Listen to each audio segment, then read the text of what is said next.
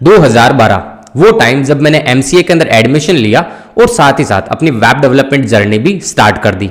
And guess what, किस language के साथ? गेस किया? चलो मैं बता देता हूं, इट्स PHP। और अभी 2024 जो है वो शुरू होने को है and still believe me I am still working with that particular language. PHP, coordinator, Laravel, WordPress, मतलब PHP बेस्ड जो भी CMS या फिर फ्रेमवर्क्स हैं काफी पर मैंने काम किया है और अभी रिसेंटली जावास्क्रिप्ट बेस्ड फ्रेमवर्क्स पर भी काम चल रहा है। सो डोंट वरी कि मैं सिर्फ और सिर्फ PHP पर ही स्टिक हूं। चलो ये तो मेरी बात हो गई। अब हम थोड़ी सी उन डेवलपर्स के बारे में बात कर लेते हैं जो कि कंफ्यूज्ड हैं कि क्या उन्हें 2023 जो एंड हो ही रहा है और 2024 आ रहा है, क्या उन्हें PHP के साथ अपनी वेब डेवलपमेंट जर्नी स्टार्ट करनी चाहिए? तो माय डियर, इस वीडियो को जब आप पूरा देख लोगे ना, पूरा छोड़ो आधा भी देख लोगे ना, तो भी आपको इस क्वेश्चन का आंसर मिल जाएगा। ठीक है, बेसिकली इस वीडियो में क्या मिलने वाला है, इस वीडियो के अंदर मैं बेसिकली देखो PHP ट्यूटोरियल वगैरह नहीं है, डोंट वरी। इस वीडियो के अंदर हम थोड़ी सी PHP की अवेयरनेस आपके साथ शेयर करने वाले हैं। ठीक है, कुछ कॉन्सेप्ट हैं जिनको मैंने लिख के रखा और मैं छोटे छोटे से मैंने एग्जाम्पल कोड भी लिख के रखे, एक्सप्लेन करने की कोशिश करूंगा। क्यों कर रहा हूं मैं? इस वजह से कर रहा हूं ताकि आपको पता चले कि हाँ आज की तारीख में PHP कहां स्टैंड करता है, PHP कौन से ऐसे कॉन्सेप्ट्स हैं जिनको सपोर्ट करता है, जो कॉन्सेप्ट आपको शायद जावास्क्रिप्ट में देखने को मिलते हैं। Getting my point? तो PHP भी उन कॉन्सेप्ट्स को सपोर्ट कर रहा है। बेसिकली कह सकते हैं कि PHP भी खुद को डे बाय डे इंप्रोवाइज कर रहा है। PHP 8.3 भी मार्केट में आ चुका है एज वी नो, राइट? तो मेरी ये जिम्मेदारी बनती है कि अगर किसी टूल एंड टेक्नोलॉजी या फिर किसी प्रोग्रामिंग लैंग्वेज पे मैं काम कर रहा हूं तो उसकी अवेयरनेस भी मैं बढ़ाऊं ज़्यादा से ज़्यादा, राइट? ताकि सही इंफॉर्मेशन सही लोगों तक पहुंच सके। बाकी इट्स अप टू यू अगर आपको PHP के साथ स्टार्ट करना है या फिर नहीं। इस वीडियो को देखने के बाद भी मेरा मेन मकसद रहेगा कि मैं PHP के जो मिथ जो लोगों में मिथ चल रहे होते हैं ना, उनको ज़्यादा से ज़्यादा क्लियर करूं या फिर दूर करूं। ओके, सो आई बिलीव आपको ओवरव्यू समझ में आ गया होगा वीडियो का। ज़्यादा लंबी वीडियो नहीं होगी, मैक्स टू मैक्स 25 से 30 मिनट की होगी। कुछ 17-18 टॉपिक मैंने लिख के रखे हैं, उन पर हम चर्चा करेंगे। ज़्यादा कोडिंग में नहीं जाएंगे, डीप डाइव नहीं करेंगे कोड के अंदर, बिकॉज अगर आपको वो सब सीखना है PHP, लारावेल, तो उन पर मैंने ऑलरेडी बड़े बड़े ट्यूटोरियल बना रखे हैं। You can check the description, सभी के लिंक आपको डिस्क्रिप्शन में मिल जाएंगे। बस एक कह सकते हैं कि जनरल नॉलेज वाली वीडियो है कि हाँ PHP 2012 में कहाँ स्टैंड कर रहा था और 2024 जो आ ही रहा है वहाँ पर 2024 में PHP कहाँ स्टैंड करेगा या फिर कर रहा है, right? So I believe overview आपको पता है। अब वीडियो को स्टार्ट करते हैं। ओके,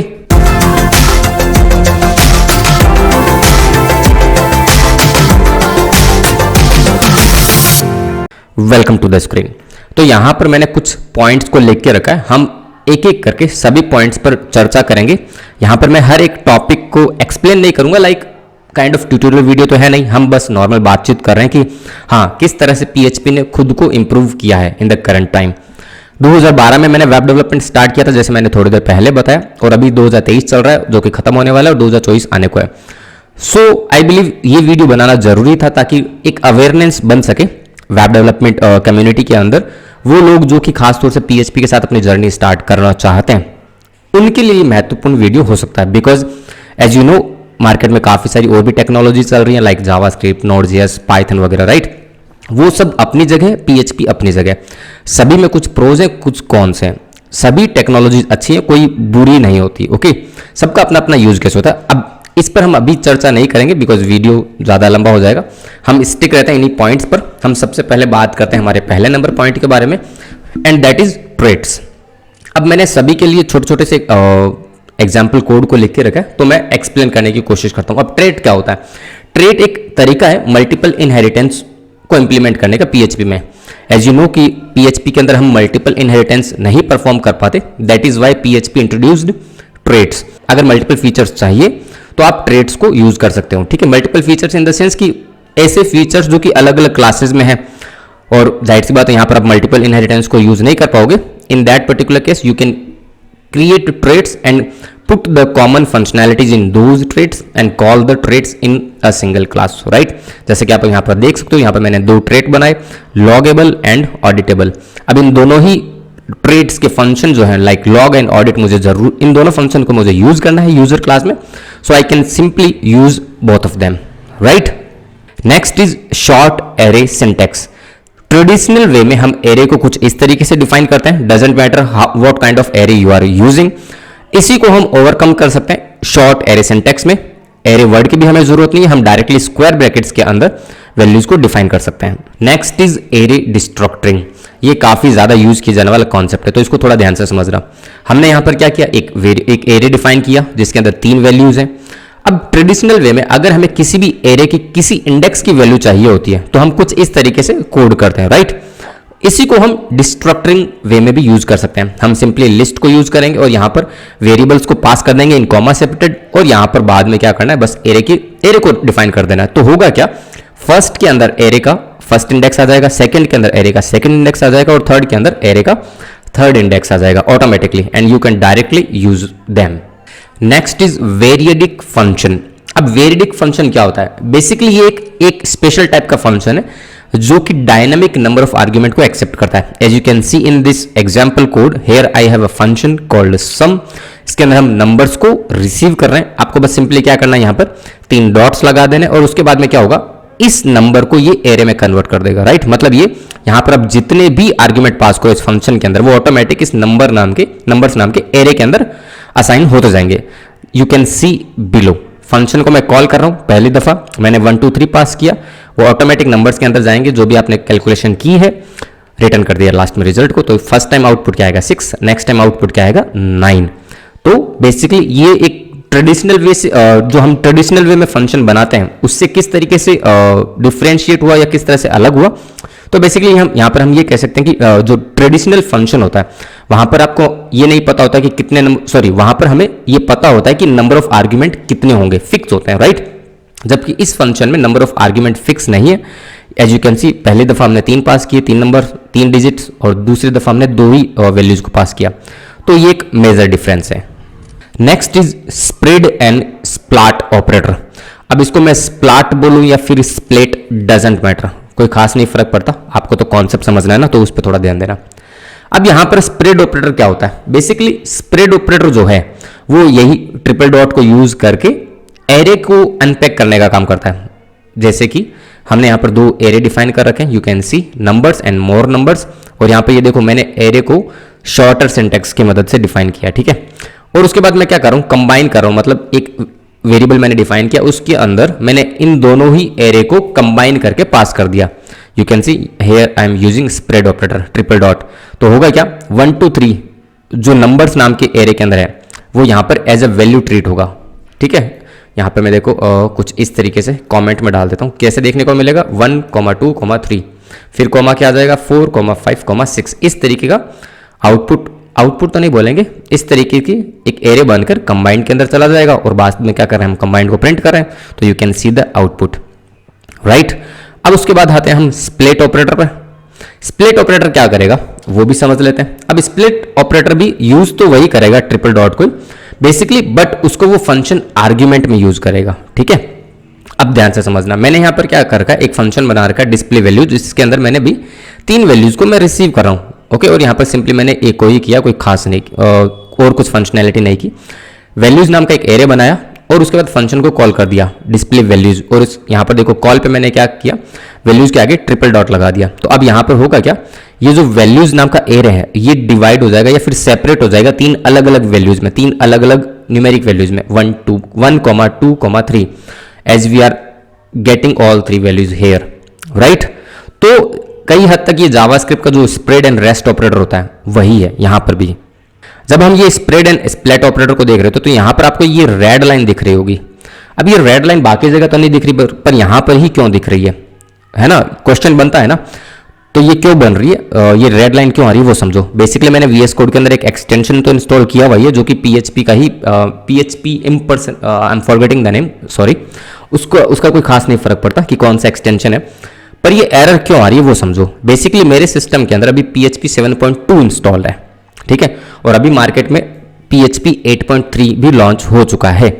अब ये जितने भी फीचर्स के बारे में हम बात कर रहे हैं, जितने भी टॉपिक्स पे, ये 2024 तक की मैं बात कर रहा हूँ जो कि आने ही वाला है, और PHP 8.3 भी रिलीज हो चुका है। तो इनमें से काफ़ी सारे फीचर्स ऐसे हैं जो कि PHP 7.2 पर सपोर्ट नहीं करते, जो कि PHP 8 पर आए हैं, ठीक है। उन्हीं में से ये स्प्रेड एंड स्प्लिट ऑपरेटर भी है। Getting my point. तो हमारा ये मकसद नहीं है कि 7.2 पर वो कॉन्सेप्ट मुझे चलाना है या नहीं चलाना। मेरा मेन मकसद है कि आपके साथ मैं अवेयरनेस शेयर करूं, आपको बताऊं कि हाँ कौन से कॉन्सेप्ट चल रहे हैं, कौन से नहीं चल रहे। तो इन केस आपके भी सिस्टम में 7.2 या फिर 7.4 हो तो हो सकता है तो क्या ये पर्टिकुलर कॉन्सेप्ट आपके सिस्टम पर नहीं चलेगा। तो इस बारे में आपको जानकारी होनी चाहिए, ठीक है। चलो आगे बढ़ते हैं। अब हम आते हैं जनरेटर्स पर। अब जनरेटर्स क्या होता है? जनरेटर्स बेसिकली एक स्पेशल टाइप के फंक्शन होते हैं जो कि मेमोरी को इफिशिएंटली यूज करते हैं। ये वैल्यूज को ऑन डिमांड जनरेट करते हैं, ठीक है। अब क्यों यूज करें जनरेटर्स को, सवाल तो ये बनता है। तो बेसिकली जनरेटर्स का यूज लार्ज डेटा सेट को हैंडल करने में होता है जिससे मेमोरी कंजप्शन कम होता है, ठीक है। जैसे कि यहां पर हम देख सकते हैं, हमने एक फंक्शन बनाया count numbers, start and and 2 argument receive हो रहे हैं। हमने लूप के अंदर उस फंक्शन को कॉल किया बस, और हमने लिमिट पास कर दी 1,5। मतलब ये कि ये जो फंक्शन है इसके अंदर 2 आर्ग्यूमेंट रिसीव हो गए 1 और 5। अब इसके अंदर क्या हो रहा है, एक लूप चल रहा है जो कि 1 to 5 चलेगा और यील्ड कर देगा ये हर एक वैल्यू को, यील्डिंग वैल्यू 1/1। ओके, तो ये कुछ इस तरीके से काम करता है। ओके, अब यहां पर काउंट नंबर जो है ना, ये एक जनरेटर फंक्शन है जो कि वैल्यूज को ऑन डिमांड यील्ड कर रहा है। Getting my point? अब आपके दिमाग में शायद ये क्वेश्चन आ सकते हैं कि आखिर ये यील्ड कीवर्ड क्या है यहां पर, तो वो भी मैं बता देता हूं। यील्ड बेसिकली एक कीवर्ड है जो जनरेटर्स में यूज होता है। जब आप जनरेटर फंक्शन में यील्ड का यूज करते हैं तो एक वैल्यू को टेम्पररी पोज करके जनरेटर को कंट्रोल वापस देती है। जब आप नेक्स्ट वैल्यू को रिट्रीव करते हैं तो जनरेटर वापस से चालू होता है और यील्ड के बाद का कोड रन होता है। क्लियर है? Next is anonymous classes. अब एनोनिमस क्लासेस पीएचपी में क्लासेस होते हैं जो कि बिना नेम के डिफाइन होते हैं। ये एक बार यूज होने वाले क्लासेस हैं, कह सकते हैं कि टेम्पररी क्लासेस हैं। तो टेम्पररी जो कह सकते हैं कि टेम्पररी पर्पज के लिए या फिर टेम्पररी उद्देश्य के लिए बनाई जाती है। कह सकते हैं कि यार कुछ स्पेसिफिक टास्क करना हो, कुछ जो कि रिपीटेबल टास्क ना हो शायद, तो स्पेसिफिक पर्पज के लिए आप चाहो तो बना सकते हो। ओके, जैसे कि यू कैन सी यहां पर हमने एक क्लास बनाई, इस क्लास के मेंबर फंक्शन को और मेंबर वेरिएबल्स को you can use easily use with this user variable, right? You can say user object. चलो आगे बढ़ते हैं। Next we have trailing commas in function calls. अब इसका क्या मतलब है समझने की कोशिश करते हैं। Trailing commas in function call का मतलब ये होता है कि फंक्शन कॉल या फिर एरे का जो डिक्लेरेशन होता है उसमें जो लास्ट एलिमेंट होता है, you can see here param 1 param 2, last element के बाद हम कॉमा लगा सकते हैं। But in this particular system, मेरे सिस्टम के अंदर आप नहीं लगा सकते because I am running PHP 7.2 और ये PHP 8 के अंदर सपोर्ट करेगा, ठीक है। अब बात ये आती है कि इसका क्या यूज, देखो यार डिपेंड करता है, वैसे तो कोई खास यूज नहीं दिख रहा, वी कैन सी हियर, पर जो डेवलपर हैं PHP को उन्होंने बनाया तो कुछ सोच समझ के ही बनाया होगा ना, राइट? इसका यूज केस क्या होगा? यूज केस तो देखो बेसिकली क्या ही होगा, you can try it out. But basically use क्यों करते हैं, रीजन समझने की कोशिश करते हैं। ट्रेलिंग कॉमा का यूज प्राइमरली कोड को और रीडेबल बनाने के लिए किया जाता है और कोड को थोड़ा और इजीली मेंटेन करने के लिए होता है। एज ए डेवलपर जब आपका कोड 2, 3, 20 लोगों के साथ शेयर होता है, मतलब आपकी डेवलपमेंट टीम जो है वो बड़ी है, तो वहां पर मायने रखता है, ठीक है, कोड और रीडेबल होना, कोड और इजीली मेंटेनेबल होना, राइट? तो अगर आपको फ्यूचर में कोई एलिमेंट ऐड करना हो इसी फंक्शन के अंदर तो उस टाइम पर आपको सोचना नहीं पड़ेगा कि कॉमा लगा हुआ है या फिर नहीं, direct you can easily add new parameter. Next is arrow function. अगर आपने जावास्क्रिप्ट पढ़ी है देन आई एम श्योर आपको 101% एरो फंक्शन क्या होता है वो तो पता ही होगा। And I believe you are surprised to कि PHP के अंदर भी एरो फंक्शन, यही तो बात है यार, आप लोगों को पता ही तो नहीं है, यही तो मुझे बताना, यही तो अवेयरनेस होती है, राइट? तो बेसिकली एरो फंक्शन क्या है? बेसिकली एरो फंक्शन एक शॉर्ट सिंटेक्स प्रोवाइड करता है फंक्शन लिखने के लिए, जिसे शॉर्ट क्लोजर भी कह सकते हैं। ये जो वर्जन है PHP 7.2 में नहीं है, PHP 7.4 और उसके आगे के वर्जन पर अवेलेबल है, ठीक है। अभी यार इस फंक्शन को मैं क्या ही एक्सप्लेन करूं, you can see this is the traditional function और here we have a arrow function. अब एक चीज यहां पर ध्यान देना, एरो फंक्शन जो है यहां पर एरो फंक्शन के लिए एक कीवर्ड है FN, यूज करना ही पड़ेगा, we do not have any choice, ठीक है।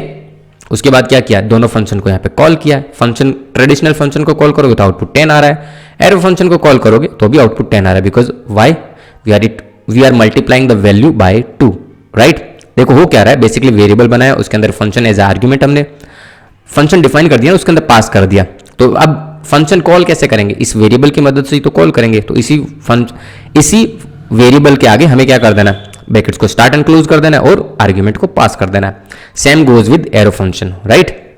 तो ये एक वैलिड एरो फंक्शन है और ये एक इनवैलिड एरो फंक्शन है। वाई जल्दी सोच के बताओ, इनवैलिड क्यों हुआ? अब बेसिकली होता क्या है, एरो फंक्शन जो है ना, arrow function primarily short lived function के लिए यूज होता है, जिनकी बॉडी सिर्फ एक ही एक्सप्रेशन से डिफाइन होती है।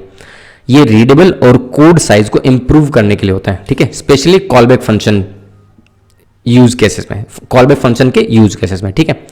अब पीएचपी के अंदर भी कॉलबैक फंक्शंस होते हैं, ये भी एक पॉइंट है जो कि मैंने यहां पर नहीं लिखा, but I hope you are getting my point, ठीक है। Next is null coalescing operator. अब ये क्या होता है, example of null coalescing operator, ये लाइन ऑफ कोड को समझो। यहां पर क्या हो रहा है, सिंपली हम चेक कर रहे हैं कि यूजर नेम सेट है तो यूजर नेम पास हो जाए किसके अंदर, नेम में, अदरवाइज गेस्ट पास हो जाए। तो ये तो ट्रेडिशनल वे था ही। इस कोड को हम कुछ इस तरीके से भी लिख सकते हैं। This line is equivalent to the following using double question operator null coalescing we can say. अब यहां पर क्या है, हमें इज सेट लगाने की जरूरत नहीं है। इस लाइन ऑफ कोड का मतलब क्या है कि भाई अगर यूजर नेम डिफाइन है तो यूजर नेम की वैल्यू नेम में चले जाए, अगर नहीं डिफाइन तो ऑटोमेटिक गेस्ट चला जाए। हमें जो वो कॉलन वाला पार्ट था वो स्किप हो चुका है। Getting my point. और ये सेम हम किसके साथ भी यूज कर सकते हैं, मल्टीपल वेरिएबल्स के साथ भी यूज कर सकते हैं। मतलब ये कि अगर आप वैल्यू 1 असाइन करना चाहते हो रिजल्ट में, अगर वो डिफाइन होगा तो चला जाएगा, वैल्यू 2 डिफाइन होगा तो वो चला जाएगा, वैल्यू 3 डिफाइन होगा तो वो चला जाएगा रिजल्ट में, अदरवाइज डिफॉल्ट चला जाएगा। मतलब ये कि यहां पर हमें इज सेट लगाने की जरूरत नहीं है, ठीक है।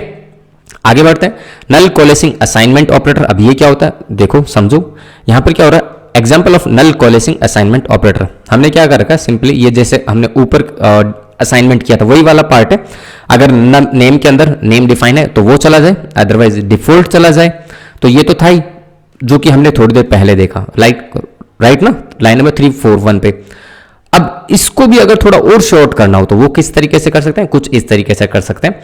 लाइन नंबर 352 पर गौर करना, the above line is equivalent to the following using the question mark equal to operator, मतलब नल कोलेसिंग असाइनमेंट ऑपरेटर। अब यहां पर क्या होगा, इस लाइन ऑफ कोड में समझो, नेम के अंदर अगर नेम डिफाइंड है तो वो चला जाए, अदरवाइज डिफॉल्ट चला जाए, ठीक है।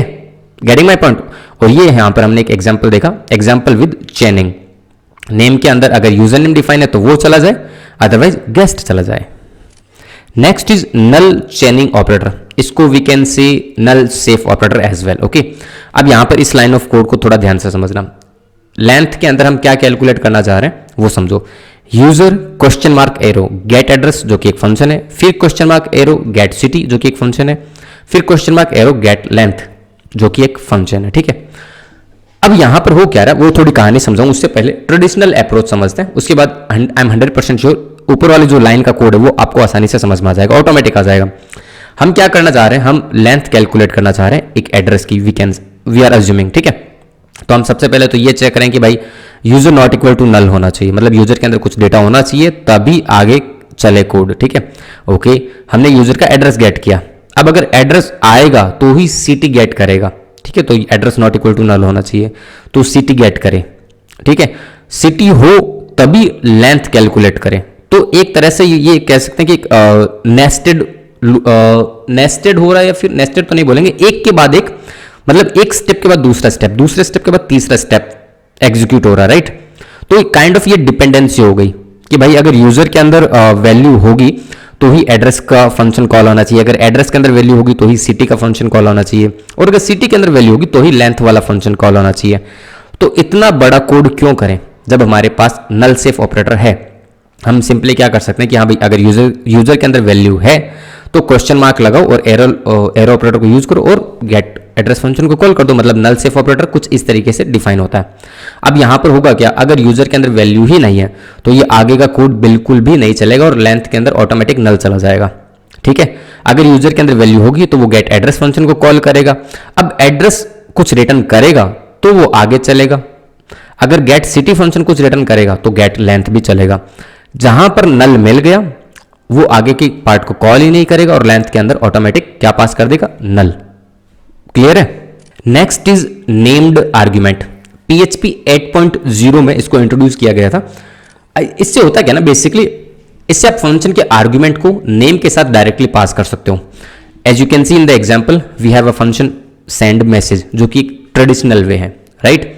हम क्या करें, यहां पर 3 आर्गुमेंट को रिसीव करें, टू, मैसेज और फ्रॉम। अब क्या करें, क्या किया हमने, सेंड मैसेज को कॉल कर लिया, टू के अंदर जॉन डाल दिया, मैसेज के अंदर हेलो डाल दिया और फ्रॉम के अंदर जेन डाल दिया, जो कि एक ट्रेडिशनल वे है, ठीक है। अब इसी को हम इंप्रूवाइज कर देते हैं नेम्ड आर्ग्यूमेंट वे में। हम क्या करते हैं, वही फंक्शन को कॉल करेंगे बट टू के अंदर, मतलब जो वेरिएबल हमने यहां डिफाइन किया, मतलब आर्ग्यूमेंट रिसीविंग के टाइम फंक्शन की डेफिनेशन में जो वेरिएबल हमने यहां पे डिफाइन किया उसी को हम यहां पे यूज कर लेंगे विदाउट डॉलर, कॉलन उसकी वैल्यू, मैसेज कॉलन उसकी वैल्यू, फिर फ्रॉम कॉलन उसकी वैल्यू। तो हमने क्या कर दिया, नेम्ड आर्ग्यूमेंट को पास कर दिया। अब इसको यूज करने का फायदा क्या, इसको यूज करने का फायदा देखो, सबसे बड़ा फायदा मैं बताता हूं। अब आप कुछ इस तरीके से भी कर सकते हो, आप चाहो तो मैसेज को पहले लिख दो और टू को बाद में लिख दो, तो भी यहां पर टू किसके अंदर जाएगा, टू के अंदर ही जाएगा, मैसेज किसके अंदर जाएगा, मैसेज के अंदर ही जाएगा। Getting my point. तो ये सबसे बड़ा फायदा होता है ट्रेडिशनल नेम्ड आर्ग्यूमेंट को यूज करने का। अगर यहां पर आप क्या करते हैं, कुछ इस तरीके से कर देते, फॉर एग्जांपल हेलो को पहले लिख देते और जॉन को नेम को बाद में लिख देते, तो अब हेलो किसके अंदर चला जाएगा, टू के अंदर चला जाएगा, जॉन किसके अंदर चला जाएगा, मैसेज के अंदर चला जाएगा। तो वी कैन से ये काइंड ऑफ एक डिसएडवांटेज हो गया, मतलब डिसएडवांटेज तो नहीं बोलेंगे बिकॉज अभी तक हम कुछ इसी तरीके से यूज करते हुए आए, तो दोनों के अपने अपने प्रोज एंड कॉन्स है। If we have a new way then we must use this, right. Next is no capturing catch. अब PHP 8.0 में भी ये एक एडिशनल फीचर आ गया था। यहां पर देखो बहुत सिंपल सा है इसको समझना।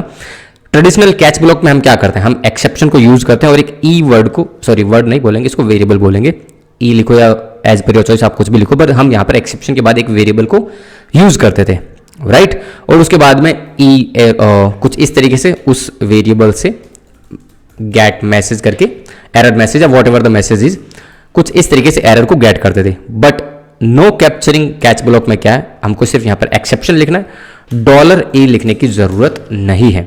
अब यहां पर आपको जो भी मैसेज लिखना है, फॉर एग्जांपल आपने लिख दिया error message as per your choice, तो वो डायरेक्टली लिख सकते हो, ठीक है। It's completely up to you, you want to use this और नोट। अब बेसिकली बेनिफिट्स क्या हो सकते हैं, तो बेनिफिट देखो यार, सबसे बड़ी बात सिंप्लिसिटी।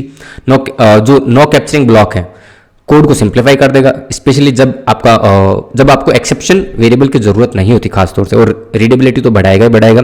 नो कैप्चरिंग ब्लॉक से कोड रीड करने में थोड़ी बहुत तो आसानी रहेगी ही रहेगी। Getting my point. Next is sensitive parameter attribute.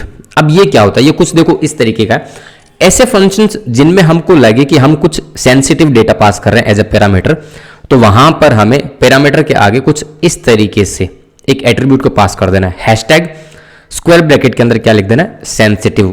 Function देखो किसी भी टाइप का हो सकता है। फॉर एग्जांपल अगर हमारा लॉगिन फंक्शन है तो नो डाउट पासवर्ड जो होगा वो सेंसिटिव डेटा होगा। अगर हम कोई ऑनलाइन पेमेंट वगैरह प्रोसेस करवा रहे हैं तो जो यूजर का क्रेडिट कार्ड होता है या फिर डेबिट कार्ड होता है, वहां पर एक CVV नंबर भी हम पूछते हैं, तो वो भी एक सेंसिटिव डेटा होता है, राइट। तो इसको भी हमें यूज करना चाहिए। मेनली मकसद क्या है, बेसिकली पैरामीटर को सेंसिटिव मार्क करने का मकसद देखो ये है कि ये ध्यान आए कि इसका मतलब है कि ये पैरामीटर जो वो सेंसिटिव जानकारी को होल्ड करता है, कह सकते हैं कि प्राइवेट डेटा को कंटेन करता है, प्राइवेट डेटा को होल्ड रखता है, ठीक है। Next is match statement. अब मैच स्टेटमेंट जो है ना वो PHP 8.0 और उसके बाद के वर्जन्स में बहुत ही आसानी से चल रहा है। बेसिकली इसको इंट्रोड्यूस क्यों किया, मैच स्टेटमेंट को इसको इंट्रोड्यूस किया हमने किस लिए किया, स्विच स्टेटमेंट को रिप्लेस करने के लिए। As you can see in the following code we have a switch statement, right, जहां पर हमें वैल्यू रिसीव हो रही है, हमने केसेस को डिफाइन किया और लास्ट में डिफॉल्ट को रिटर्न कर दिया। अब हम यहाँ पे क्या कर रहे हैं, बस ऑप्शन 1, ऑप्शन 2, ऑप्शन 3 के भी यहाँ पे कोड कर रहे हैं, मतलब अलग अलग सिचुएशंस को हैंडल कर रहे हैं based on the case. Same काम हम इतने से कोड में भी कर सकते हैं, राइट। हमें रिजल्ट के अंदर वैल्यू मिल जाएगी as per the value we are passing. अगर वैल्यू के अंदर ऑप्शन 1 गया तो वैल्यू 1 मिलेगी, वैल्यू के अंदर ऑप्शन 2 गया तो वैल्यू 2 मिल जाएगी, वैल्यू के अंदर ऑप्शन 3 गया तो डायरेक्टली वैल्यू 3 मिल जाएगी, अदरवाइज डिफॉल्ट वैल्यू मिल जाएगी। तो काइंड ऑफ इतना जो पार्ट है यू कैन से it is looking like associative array, right. पर ऊपर देखो और नीचे देखो, मतलब स्विच का जो ब्लॉक है उसमें आई बिलीव 10 से 12 लाइन का कोड है, और यहाँ पर हमारा सारा का सारा कोड 5 लाइन के अंदर कंप्लीट हो चुका है। नेक्स्ट वी हैव enum और enum, you can pronounce as per your choice. Basically PHP 8.1 के साथ enum डेटा टाइप जो है एक नए तरीके का डेटा टाइप है जो कि इंट्रोड्यूस हुआ है। ये एक सेट प्री डिफाइंड वैल्यूज को रिप्रेजेंट करता है। As you can see something like this, we can define an enum। Okay, अब enum को एक्सेस किस तरीके से करना होता है, कुछ इस तरीके से, मतलब enum की अगर कोई भी वैल्यू को आपको एक्सेस करना है तो you need to use the operator, which operator, scope resolution operator. ठीक है, you can see we have enum called days, जिसके अंदर हमने कुछ केसेस को डिफाइन किया, मंडे टू संडे, हमने टुडे की वैल्यू गेट की, डेज कॉलन कॉलन वेडनेसडे, ठीक है फॉर एग्जांपल, और उसके बाद क्या किया, फंक्शन को कॉल किया गेट मैसेज, जिसके अंदर हमने टुडे की वैल्यू पास कर दी। अब यहाँ पर क्या हो रहा है, एक फंक्शन है जो कि डिफाइन हो रखा है, उसके अंदर एक स्विच स्टेटमेंट हमने रन कर रखा है। अगर डे के अंदर मंडे आया तो मंडे का मैसेज पास हो जाएगा, वेडनेसडे आया तो वेडनेसडे का मैसेज पास हो जाएगा, और you can replace this part from match as well, right. तो बहुत सिंपल सा enum डेटा टाइप भी आप इसको आसानी से यूज कर सकते हो। Next we have is type hints. अब टाइप हिंट्स बेसिकली एक फीचर है जो PHP में ऑलरेडी अवेलेबल है, और इसका इस्तेमाल जो है वो फंक्शंस और मेथड्स के पैरामीटर के लिए होता है। ठीक है, मतलब जो आर्ग्यूमेंट हम पास करते हैं उनके लिए होता है।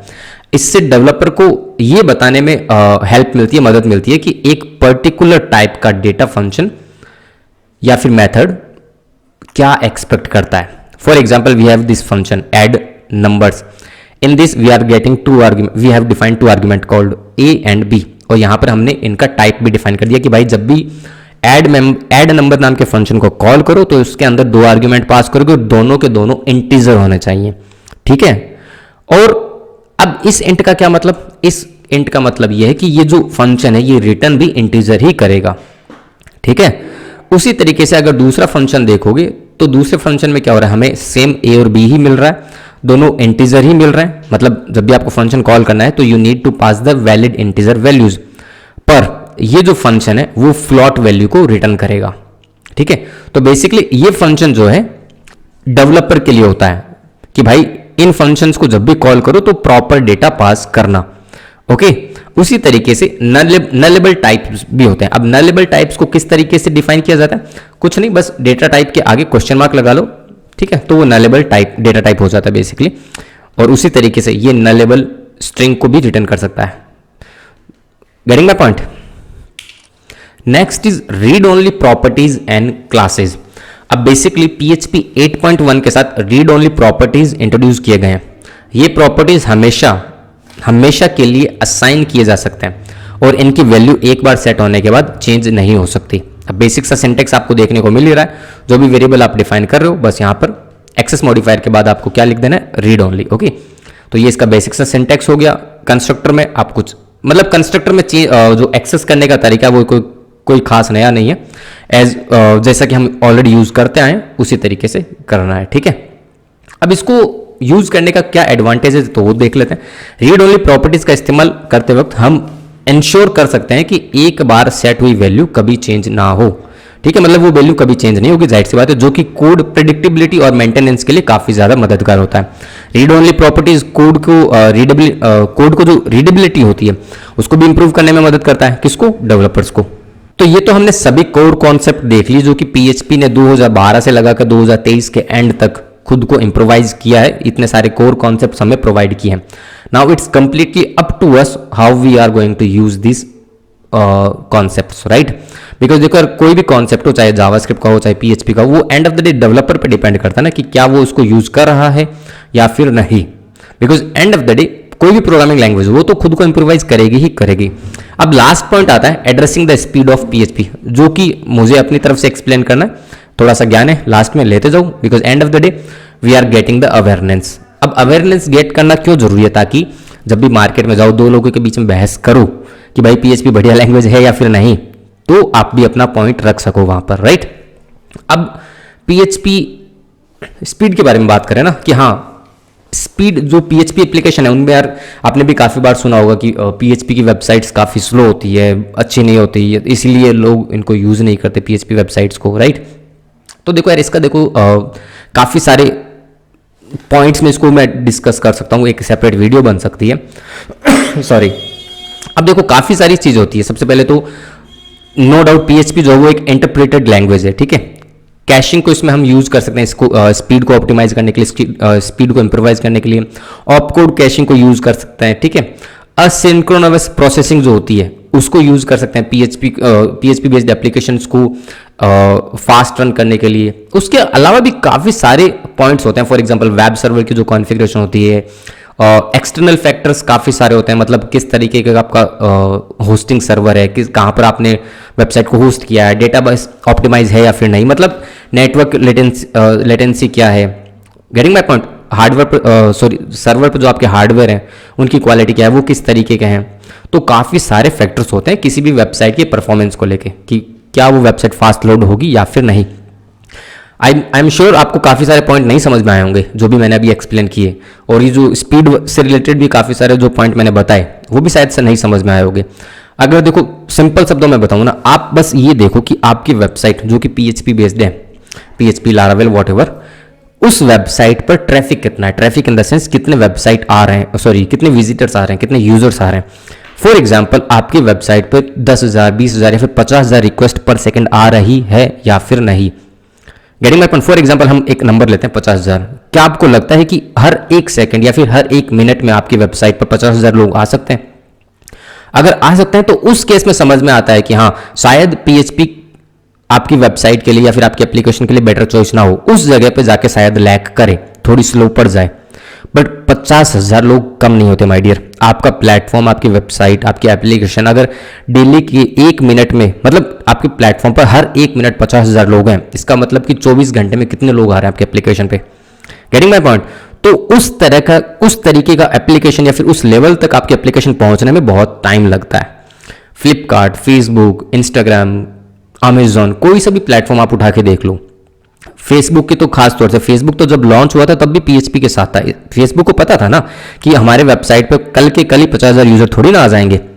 Getting my point. तो वो लोग पीएचपी के साथ अपनी जर्नी को स्टार्ट कर पाए, उन्होंने प्लेटफॉर्म को लॉन्च कर दिया। वो अगर बैठे रहते कि नहीं पीएचपी के साथ नहीं करेंगे, हम ये हैंडल नहीं कर पाएगी रिक्वेस्ट को, यूजर्स को, तो कभी फेसबुक बन पाता नहीं। तो आपका प्लेटफॉर्म लॉन्च होना ज़्यादा जरूरी है। डजेंट मैटर कोई सी भी प्रोग्रामिंग लैंग्वेज में वो लॉन्च हो। जिस दिन लगे कि हाँ विजिटर्स ज़्यादा आ रहे हैं, विजिटर्स ज़्यादा आ गए, अब हमारी वेबसाइट लोड नहीं हो रही, स्लो हो रही है, तो उस पर्टिकुलर टाइम पर जाके सर्वर को अपग्रेड करो या टेक्नोलॉजी चेंज करो। कौन मना कर रहा है? बिकॉज जावास्क्रिप्ट हो या फिर पाइथन हो, कोई सी भी लैंग्वेज क्यों ना हो, आप यूज़ कर सकते हो, कोई खास नहीं फर्क पड़ता। पर ये बोलना कि पीएचपी स्लो है, ये भी अपने आप मतलब कहते हैं ना कि खुद के गिरेबान में झांकने वाली बात है। जिन लोगों ने देखो यार कभी काम नहीं किया पीएचपी में, उनको पता नहीं है, ठीक है। इसका मतलब ये थोड़ी ना हो जाता है कि पीएचपी मार्केट में स्टैंड नहीं करता। 101% करता है, आज भी करता है, कल भी करेगा और परसों भी करेगा, ठीक है। सो आई बिलीव मेरी बातें आपको समझ में आ गई होंगी। इन पॉइंट्स पर आपने ध्यान दिया होगा, आपको समझ में आए होंगे, क्योंकि मैंने एक्सप्लेन बस बताने के लिए किया कि हाँ ये सारे कॉन्सेप्ट्स भी हैं पीएचपी के अंदर। इनके अलावा भी काफ़ी हैं, शायद मैंने काफ़ी सारे मिस भी किए होंगे, पर ये वो सारे पॉइंट्स हैं जो कि मेरी नज़र में आए कि आपको बताने चाहिए, आप इनको यूज कर सकते हो as a PHP developer. Getting my point. ऐसा नहीं कि कोर पीएचपी में ये सब यूज आते हैं। प्रोग्रामिंग जो है ना लारावेल, अगर आप लारावेल के भी एप्लीकेशन यूज कर रहे हो तो वहां पर भी इन कॉन्सेप्ट को यूज कर सकते हो। खुद के जो प्रीडिफाइंड फंक्शंस होते हैं या प्रीडिफाइंड क्लासेस जो आप अपने लेवल पर कस्टम बनाते हो, वहां पर इन फंक्शंस को यूज करो, इन क्लासेस को यूज करो, इन कॉन्सेप्ट को यूज करो। कौन मना कर रहा है? It's completely up to you. Getting my point. ठीक है, अब इस वीडियो को यहीं क्लोज करते हैं, ज़्यादा लंबा खींचने का मतलब नहीं है। आई होप आप तक मेरी अवेयरनेस वाली बातें पहुंची होगी। नाउ अब आप दो लोगों के बीच में बोल सकते हो कि हाँ PHP is a strong language, PHP is still fighting with JavaScript और पाइथन। ठीक है, so that's it for this video. अब मिलते हैं किसी नेक्स्ट वीडियो में, किसी नेक्स्ट लर्निंग या फिर प्रोजेक्ट वाले वीडियो के साथ। Till then see you, bye bye.